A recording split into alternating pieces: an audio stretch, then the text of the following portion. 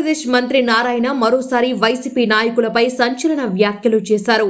ఆంధ్రప్రదేశ్లో ఎవరైనా అక్రమ నిర్మాణాలు చేపడితే హైడ్రా తరహాలోనే ఇక్కడ అలాంటి అక్రమ కట్టడాలు కూల్చేస్తామని, అందులో ఎలాంటి మొహమాటం లేదని ఆంధ్రప్రదేశ్ మంత్రి నారాయణ అన్నారు.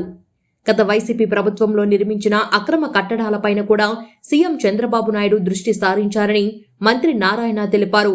ఈ విషయంలో సీఎం చంద్రబాబు నాయుడు అంతిమ నిర్ణయం తీసుకుంటారని మంత్రి నారాయణ చెప్పారు. విశాఖపట్నంలో టీడీపీ సీనియర్ ఎమ్మెల్యే గంటా శ్రీనివాసరావుతో కలిసి డంపింగ్ యార్డ్ను మంత్రి నారాయణ పరిశీలించారు. అనంతరం మీడియాతో మాట్లాడిన మంత్రి నారాయణ గత వైసీపీ ప్రభుత్వంలో జరిగిన అక్రమాలపై విరుచుకుపడ్డారు. రిషికొండలో నిర్మించిన అక్రమ కట్టడాలపై చంద్రబాబు నాయుడు పూర్తిగా దృష్టి సారించారని, కూటమి ప్రభుత్వంలో చర్చించిన తర్వాత ఆయనే నిర్ణయం తీసుకుంటారని మంత్రి నారాయణ అన్నారు.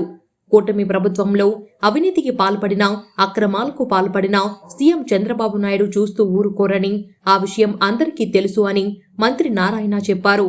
గత వైసీపీ ప్రభుత్వంలో రాష్ట్ర వ్యాప్తంగా నిర్మించిన అక్రమ కట్టడాల సమాచారం గురించి కూటమి ప్రభుత్వం వివరాలు సేకరిస్తుందని, పూర్తి నివేదిక వచ్చిన తర్వాతనే అక్రమ కట్టడాల విషయంపై చంద్రబాబు ప్రభుత్వం చర్యలు తీసుకుంటుందని మంత్రి నారాయణ వివరించారు.